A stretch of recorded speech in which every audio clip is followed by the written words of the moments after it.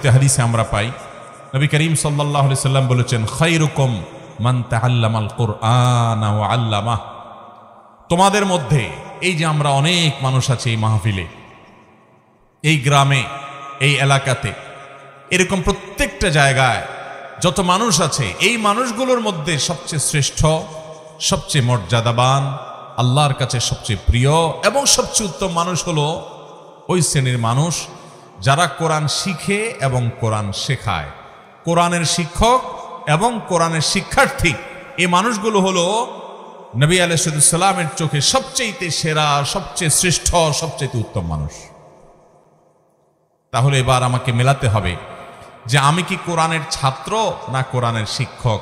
যদি দুইটার কোনোটাই না হয় তো অন্তত কোরআনের ছাত্র হওয়ার চেষ্টা করতে পারি কি পারি না? আপনি আপনার মসজিদের ইমাম সাহেবের কাছে কোরআন শেখা শুরু করে দেন। আপনি অনলাইনে বিভিন্ন কোর্স আছে, ভর্তি হয়ে যান। কোরআন শুদ্ধ করার চেষ্টা করেন। প্রথম টার্গেট, আল্লাহ তাআলা শুদ্ধ করার তৌফিক দিয়েছেন। 50, 60, 70% হয়ে গেছে, আলহামদুলিল্লাহ। এবার আরো সুন্দর করে কোরআন তেলাওয়াত করার চেষ্টার পাশাপাশি আপনি কোরআন বুঝে বুঝে পড়া শুরু করে দেন। কোরআন বোঝার জন্য এখন অনলাইনে অনেকগুলো কোর্স অফার করা হয়। অনেক আল্লাহর নেককার বান্দারা আমাদেরকে কোরআনিক অ্যারাবিক শেখান খুব সহজে। মাত্র সামান্য কয়েকটা ক্লাস করলেই অনলাইনে আপনি দেখবেন কোরআনে যে আপনি কথাগুলো আল্লাহ বলেছেন, আল্লাহর কালাম যখন তেলাওয়াত করবেন আপনি দেখবেন যে আপনি সেটা বুঝতে শুরু করেছেন। আপনি অভূতপূর্ব এক স্বাদ এবং তৃপ্তি পাবেন যে আপনার রব কি বলছে আপনি বুঝতে পারছেন। নামাজে মনোযোগ আসবে, আপনার ভালো লাগা কাজ করবে।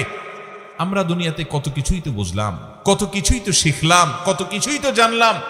মুসলমান, আল্লাহর কাছে ফিরে যেতে হবে, আল্লাহর সামনে দাঁড়াতে হবে। আমি আল্লাহর কাছে কি নিয়ে যাব? আল্লাহ যদি জিজ্ঞাসা করেন তুমি কত কবিতা জীবনে মুখস্থ করেছ, ইংরেজি ভাষা শিখেছ, আরেক ভাষা তোমার দুনিয়ার কল্যাণের জন্য, তুমি অনেক কিছু শিখেছ, ভালো কথা, কিন্তু তোমার অনন্ত অসীমকালের এই যাত্রায় তোমার যেন উপকার হয় সেজন্য তুমি এই কোরআন কি শিখেছ?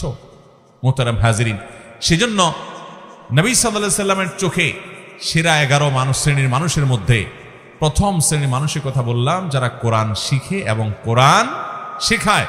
আপনি নিজে কোরআন শিখবেন, শেখা হয়ে